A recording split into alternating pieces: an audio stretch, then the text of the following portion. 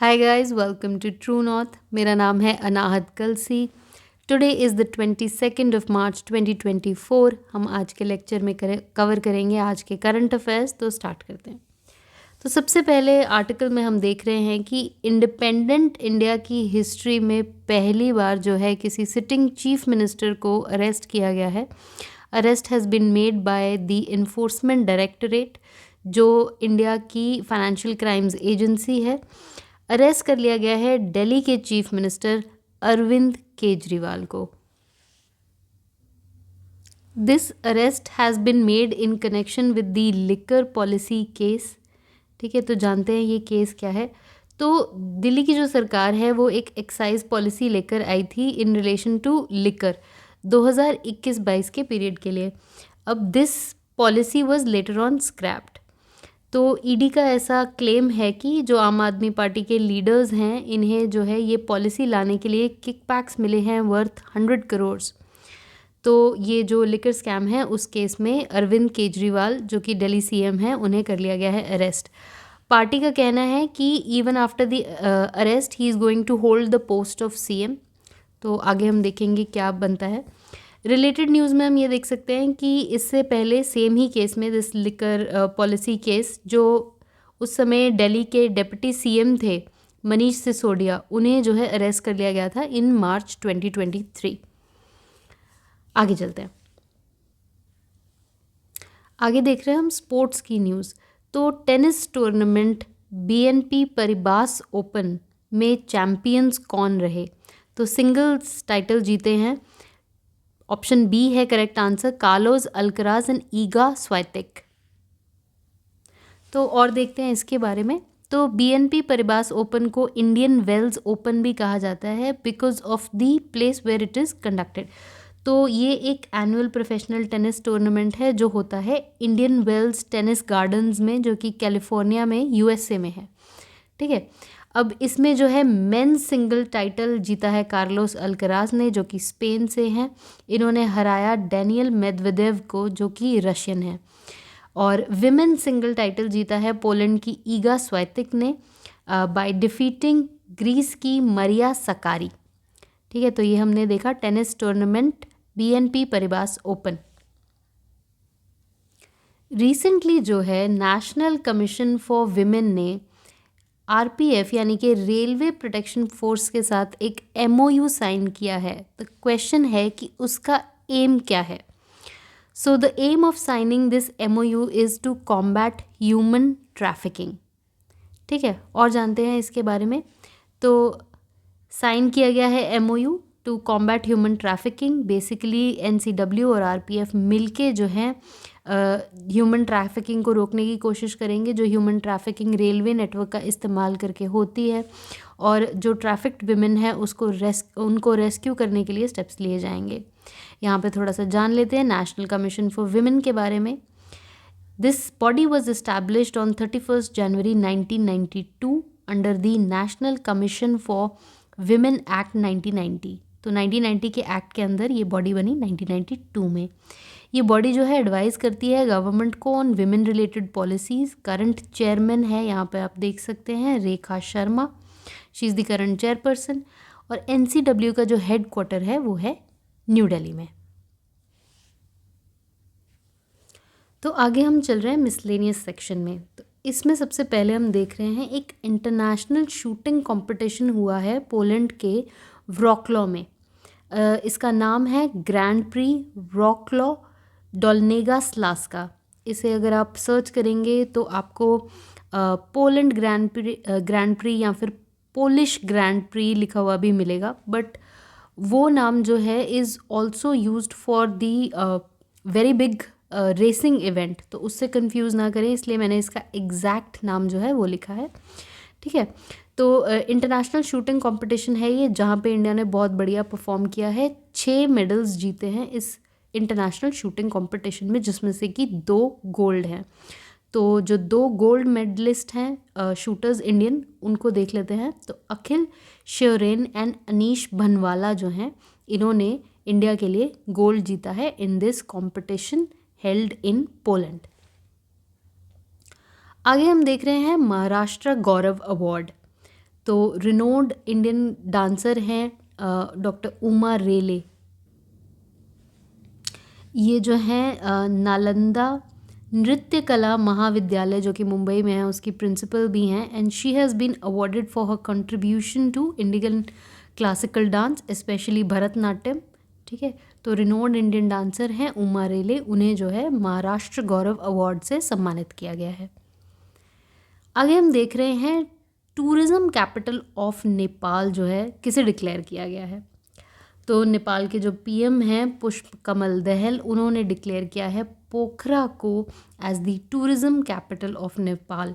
तो picturesque city है गंदाकी province की नेपाल की पोखरा, जिसे कि नेम किया गया है टूरिज़्म कैपिटल ऑफ नेपाल। आगे हम देख रहे हैं तीसरा जो है summit for democracy was hosted recently. अब ये जो है समिट हुआ है साउथ कोरिया के सियोल में। तो ये पहली बार है कि यूएस के बाहर हुआ है ये। तो ये जो समिट फॉर डेमोक्रेसी है, this is an initiative that was started by US president जो बाइडन। ठीक है, और अभी जो है ये हुआ साउथ कोरिया में।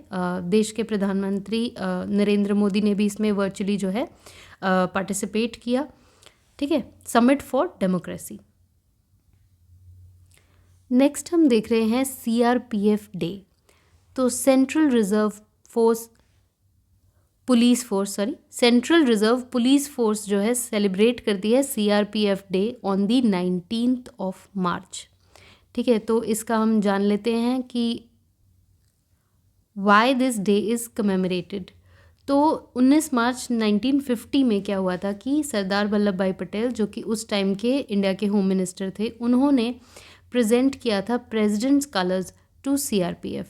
तो उसी चीज़ को कमेमोरेट करने के लिए जो है सीआरपीएफ डे मनाया जाता है 19 मार्च को। नेक्स्ट हम देख रहे हैं इंटरनेशनल डे ऑफ हैप्पीनेस। तो ये सेलिब्रेट किया जाता है 20 मार्च को। इस साल की थीम थी reconnecting for happiness building resilient communities. तो इस थीम को जो है इसमें से ये 2 कीवर्ड्स पिक करके याद किया जा सकता है। तो इंटरनेशनल डे ऑफ हैप्पीनेस है, तो हैप्पीनेस के लिए क्या करना चाहिए, रिकनेक्ट करना चाहिए विद लव्ड वंस। ठीक है, एक कम्युनिटी होनी चाहिए आपकी। तो इससे जो है ये 2 कीवर्ड से हम थीम याद रख सकते हैं। आगे हम देख रहे हैं international day for the elimination of racial discrimination. तो ये दिन जो है रखा जाता है 21 मार्च को। इस साल की इस डे की थीम थी a decade of recognition justice and development, implementation of the international decade for people of African descent. ठीक है, तो रेशियल डिस्क्रिमिनेशन डे है, अफ्रीकन डिसेंट आप याद रख सकते हैं, एंड डेकेड वर्ड याद रख सकते हैं इसमें, इस थीम को याद करने के लिए। आगे हम देख रहे हैं इंटरनेशनल डे ऑफ फॉरेस्ट्स। ये जो है सेलिब्रेट किया जाता है अगेन 21 मार्च को। इस साल की इसकी थीम थी forests and innovation, new solutions for a better world. तो इस थीम को हम इस तरीके से याद कर सकते हैं कि अब इतनी देर से ये बातें हो रही हैं कि we need to protect our forest, we need to conserve the trees. तो इसके लिए अब कुछ नए सोल्यूशन लाने की ज़रूरत है। तो new solutions can be the keyword जो इस थीम में आप याद कर सकते हो। ठीक है, एंड ऑल्सो फैक्ट ये है कि फॉरेस्ट जो हैं कवर करते हैं more than 30% of the world's land. ठीक है, of course they are very important for environment and the human species to have a future. ठीक है, तो international day of forest 21 March. आगे हम देख रहे हैं अवार्ड, एक एविएशन वीक नेटवर्क का लॉरेट अवार्ड जो है इससे सम्मानित किया गया है इसरो को, यानी कि इंडियन स्पेस रिसर्च ऑर्गेनाइजेशन को। और अवार्ड इनको किया गया है फॉर द अचीवमेंट की जो हिस्टोरिक सक्सेसफुल चंद्रयान 3 मिशन का कंप्लीट किया गया इसरो के द्वारा, उसके लिए ISRO has been awarded with the aviation week networks laureate award. आगे हम देख रहे हैं स्टार्टअप महाकुंभ 2024। तो this was held at the Bharat Mandapam in New Delhi. तो first of its kind event था ये, bringing together the entire startup ecosystem of India, जिसमें कि स्टार्टअप्स ने पार्टिसिपेट किया, इन्वेस्टर्स ने, इंडस्ट्री लीडर्स ने। तो ये था स्टार्टअप महाकुंभ 2024 जो कि हुआ नई दिल्ली में। ठीक है, आगे हम देख रहे हैं Pankaj Advani joins the billiards hall of fame. तो देखते हैं, तो he has been inducted into the hall of fame, जो कि है at the world billiards museum in the Shangrao city in China.